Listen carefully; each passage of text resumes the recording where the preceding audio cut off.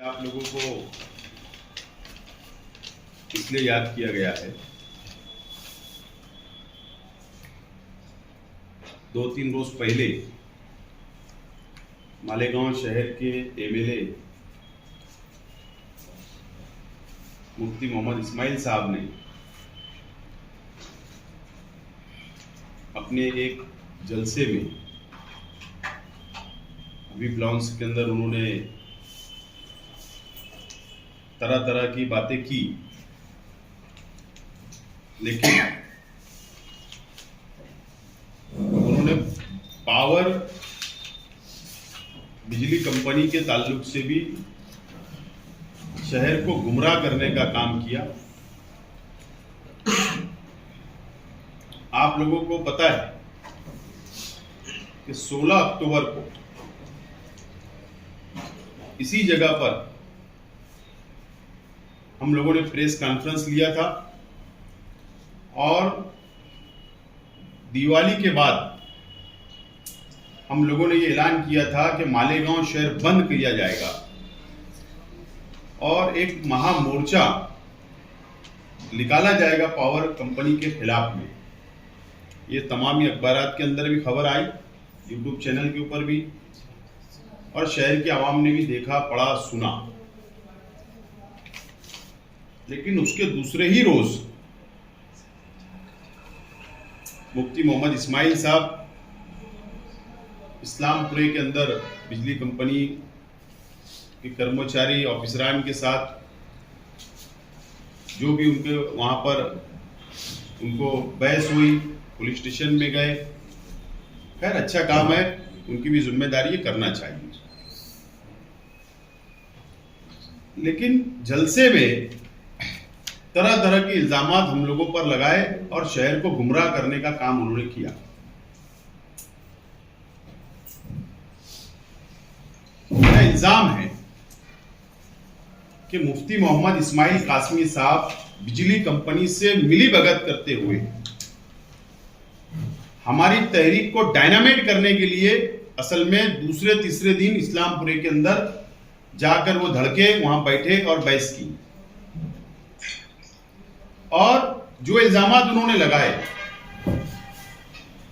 तरह तरह के इल्जामात लगाए, वो भी एक हथकंडा इस्तेमाल किया गया। वो असल में हमारी अपनी तहरीक जो हम लोग ने ऐलान किया कि मजबूती के साथ एक शहर के अंदर कॉर्नर मीटिंग लेकर शहर के अंदर बेदारी पैदा करके हम लोग महा आंदोलन और शहर बंद करने वाले थे बिजली कंपनी के खिलाफ। तो मुफ्ती इस्माइल साहब ने हमारी तहरीक को डायनामाइट करने का काम किया और एक अलग तरीके से माहौल पैदा करने का शहर के अंदर काम किया। अगर मुफ्ती मोहम्मद इस्माइल साहब तहरीक चलाना चाहते हैं तो आज हम लोग मुफ्ती मोहम्मद इस्माइल कासमी साहब को नवंबर एंड तक मुफ्ती मोहम्मद इस्माइल कासमी साहब को वक्त देते हैं कि आप पावर बिजली कंपनी के खिलाफ पर रास्ते पे उतरो, शहर बंद करो, तहरीक चलाओ। अगर आप शहर का फायदा कर सकते हो, जो अत्याचार कंपनी कर रही है, जो नाइंसाफी शहर के आवाम के साथ कर रही है, जो जुल्म कर रही है कंपनी शहर के आवाम के साथ, चाहे बुनकर हो, छोटा मोटा धंधा करने वाले हो, चाहे घरगुती हो, तमाम ही लोगों के साथ जो अत्याचार कर रही है, जुल्म कर रही है, अगर आप शहर को फायदा दे सकते हो, कंपनी से निजात दिला सकते हो, तो हम नवंबर एंड तक मुफ्ती मोहम्मद इस्माइल कासमी साहब के लिए टाइम देते हैं। वो तहरीक चलाए, वो शहर के आवाम को राहत देने का काम करे। बहरहाल हमारी अपनी तैयारी जारी रहेगी, हमारी तैयारी जारी रहेगी। पावर बिजली कंपनी के खिलाफ में हमारी मुकम्मल तैयारी हम लोग कर कर रखेंगे, वो कानूनी भी और फील्ड के ऊपर भी, माहौल बनाने के लिए भी। मैं आपको जो बिजली कंपनी जब से आई, शहर के कोई भी सियासी पार्टी को या कोई भी शख्स को आज तक हुकूमत महाराष्ट्र से जो एग्रीमेंट हुआ उसकी कॉपी आज तक कंपनी ने नहीं दी और न शहर के आवाम को बताई। ये मेरे पास हुकूमत महाराष्ट्र के साथ जो कंपनी का एग्रीमेंट हुआ है, ये उसकी कॉपी मैंने हासिल किया हूं, यह आपके सामने मैं बता रहा हूं। और अब इसके ऊपर हम लोग स्टडी करके जो भी रिक्वायरमेंट, जो भी सहूलत देना, कैसी सहूलत कंपनी के जरिए शहर को देना, कैसे वसूल करना, मीटर निकालना नहीं निकालना, तमाम ही चीजें इसके अंदर लिखी हुई है। हम इस एग्रीमेंट के आधार के ऊपर कागजी कार्रवाई, कानूनी कार्रवाई हमारी तैयारी हम लोग शुरू रखेंगे। और अब इस एग्रीमेंट के हिसाब से हम लोग कंपनी से सवाल जवाब करने की शुरुआत हम लोग करेंगे ताकि शहर की आवाम को राहत मिले। दूसरी बात, पावर कंपनी से हमारे कई सवालात हम लोग पूछ रहे हैं, महावितरण से हम लोग कई सवालात पूछ रहे हैं, और जो सेंट्रल गवर्नमेंट का फाइनेंस डिपार्टमेंट होता है, जो कर्मचारी का पीएफ काटती है, चाहे वो कॉरपोरेशन के कर्मचारी हो, चाहे मानधन के कर्मचारी हो, चाहे प्राइवेट कंपनी के कर्मचारी हो या नौकर हो, कानून है कि जितना पगार वो नौकर को होगा, जो कर्मचारी को होगा, उसके 2 या 5% पीएफ गवर्नमेंट के अकाउंट में जमा कराना ये जरूरी होता है। वो कर्मचारी, वो नौकर की तमाम ही मालूमात, उसका नाम, उसका पता कि हमारी कंपनी में फला फला आदमी काम कर रहा है, नौकरी कर रहा है, उसकी पूरी मुकम्मल मालूमात उनको देना पड़ता है पीएफ कमिश्नर के पास, सीओ के पास, जो नासिक में इसका ऑफिस है। मेरा इल्जाम है कि पावर कंपनी जितने भी कर्मचारी का इस्तेमाल कर रही है वो रिकॉर्ड पर नहीं है, रिकॉर्ड पर नहीं है, पीएफ नहीं कट रहा है, गवर्नमेंट के पास वो कर्मचारियों की मालूमात जमा नहीं है। हम लोग प्राइवेट कंपनी को भी लेटर दे रहे हैं, हम लोग महावितरण कंपनी को भी, गवर्नमेंट को भी लेटर दे रहे हैं, और हम लोग पीएफ डिपार्टमेंट, जो फाइनेंस डिपार्टमेंट सेंट्रल गवर्नमेंट की ऑफिस है नासिक में, कल हमारा ये लेटर उनको भी जाएगा।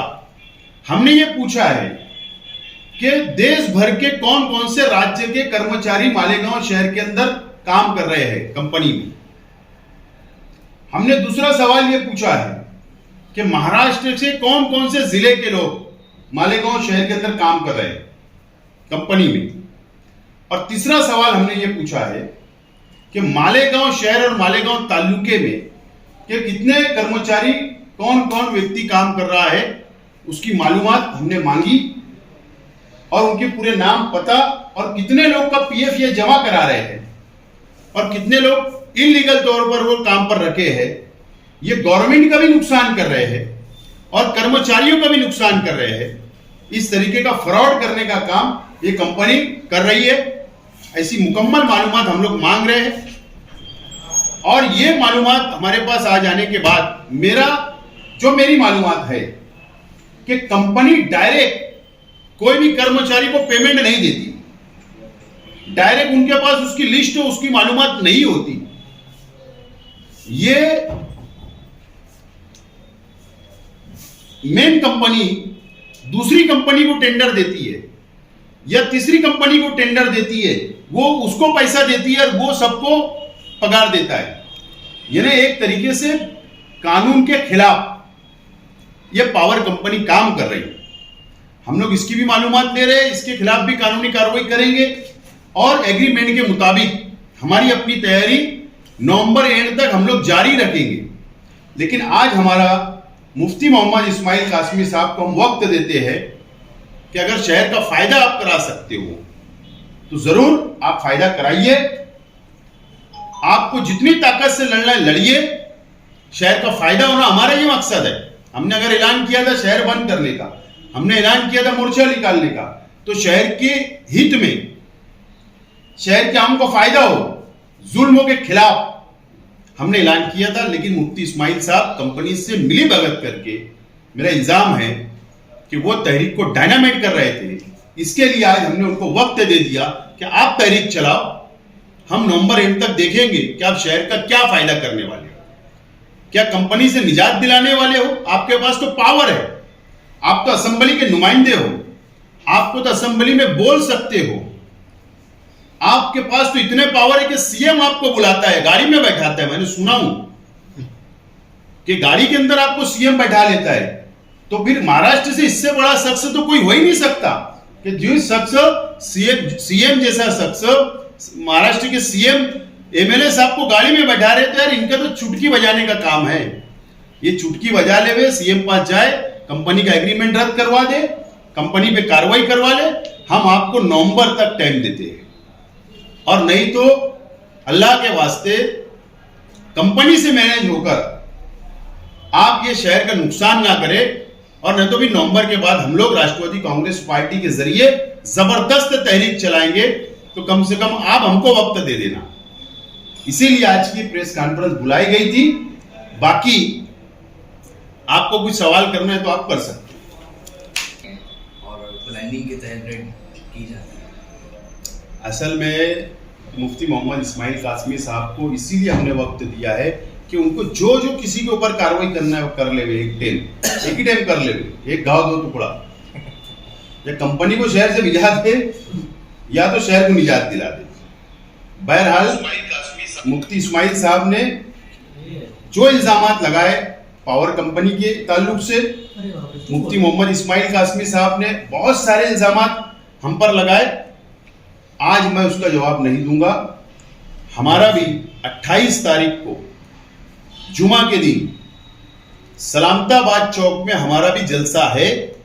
उस जलसे के अंदर जो छछन इन्होंने किया आगरा रोड पर, जो छछन इन्होंने इस्लामपुरे में किया, और जो छछन इन्होंने हबीब लॉन्स में किया, एक एक चीज का जवाब और करारा जवाब इंशाअल्लाह मैं वहां पर दूंगा। तसलसल से तहरीक नहीं चल रही। ऐसा है कि मुफ्ती मोहम्मद इस्माइल कासमी साहब हर वक्त हमारी तहरीक को डायनामाइट करने का काम करते हैं। मैं इससे पहले भी कहा, जब हम लोग लड़ाई करने जाते, देखो मैं ऐसा मानता हूं कि ये जो मामला है ये सियासत से ऊपर उठकर काम करना पड़ेगा। तमामी पार्टियों को, तमामी तंजीमों को, तमामी शहर की आवाम को।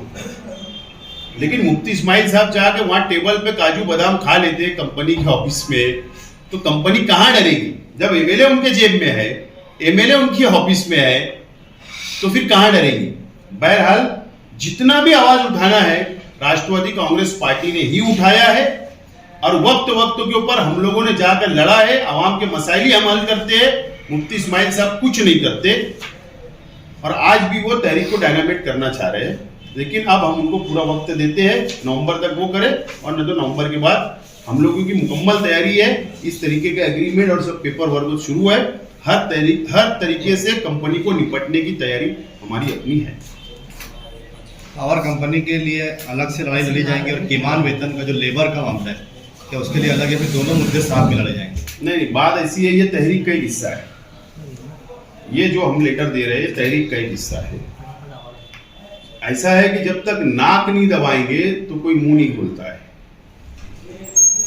सीधी उंगली से घी नहीं निकलता है, टेढ़ी उंगली करना पड़ता है। सिर्फ तहरीक का मतलब ये नहीं कि झंडा लेके रोड के ऊपर लिख ले, बल्कि कानूनी तौर पर कहां हम उनको जाम कर सकते हैं, कहां उनको तकलीफ दे सकते हैं, कहां अड़ी अड़चन में डाल सकते हैं, और गवर्नमेंट को इनकी शिकायत कर सकते हैं जब ये एग्रीमेंट का उल्लंघन होगा, और जब ही ये कंपनी ये शहर से जाएगी। इसके लिए इसका हिस्सा है, ये अलग अलग नहीं रहेगा। प्राइवेट कंपनियों के लिए पीएफ है, प्रोविडेंट फंड बिल्कुल है। ये तो 20 साल के लिए या आमतौर पर मानधन प्रोविडेंट फंड रिटायर जब अगर 11 महीने का एग्रीमेंट अगर कोई प्राइवेट कंपनी या कॉर्पोरेशन पे मानधन पर भी लगाते हैं, उनको भी पीएफ कंपलसरी है। एग्रीमेंट में उसका उल्लेख है किमान वेतन लेबर। किमान वेतन अलग चीज है, ये पीएफ एक अलग चीज है। ये गवर्नमेंट के पास पैसा भरा जाता है। किमान वेतन और ईएसआई उसी में ज्वाइंट होता है।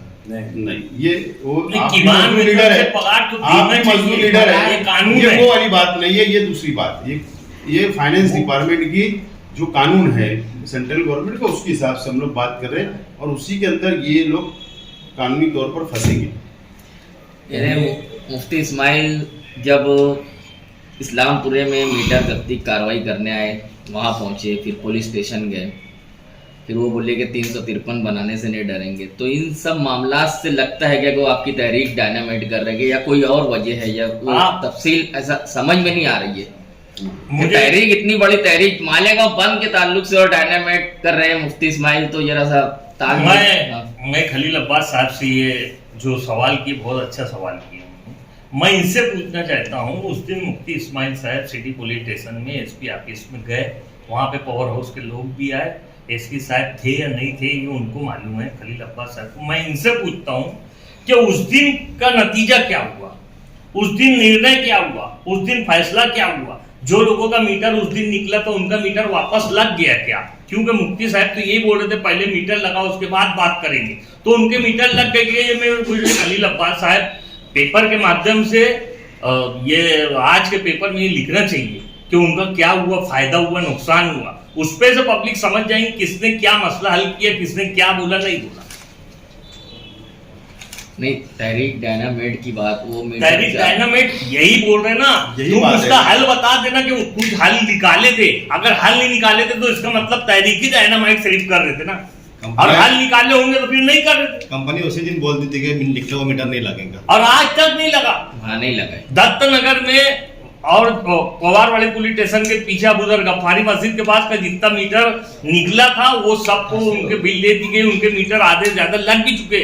यहाँ का क्या हुआ वो बताना। आज की तारीख तक ना तो वहां का कोई बिल निकला ना तो वापस मीटर लगा। अगर लगा होगा, अगर उनका मीटर लग गया होगा, उनका मसला सॉल्व हो गया होगा तो मुफ्ती साहब सही कर रहे थे, और नहीं तो फिर टांग अड़ाने का काम कर रहे थे। मैं आपके चैनल के माध्यम से आप लोगों के सामने ही बोल रहा हूँ। इन्हें ऐसा माना जाए कि अब मालेगांव बंद नवंबर के बाद रहेगा राष्ट्रवादी कांग्रेस पार्टी। मुफ्ती इस्माइल साहब, हमारा ऐलान कब हुआ? 16 तारीख को। मुफ्ती साहब 17-18 तारीख को ये बात करते हैं, तो ये एक तरीके से, और उसके बाद जलसे के अंदर अलग अलग बात करते हैं। यानी एक पार्टी जो तहरीक चलाने के रास्ते पर जा रही है, शहर बंद करने के लिए जा रही है, मोर्चा निकालने के लिए जा रही है, तो मुफ्ती इस्माइल साहब एक पार्टी को निशाना बनाकर शहर को गुमराह करके, सीधा सा मतलब है कि एक पार्टी ये तहरीक ना चलाए, वो क्रेडिट ना ले। तो ठीक है भाई, क्रेडिट का झगड़ा नहीं है, शहर के फायदे में अगर मुफ्ती इस्माइल साहब अच्छा कर सकते हैं, इसके लिए हम उनको टाइम दे रहे। ओके, बस ठीक। ओके।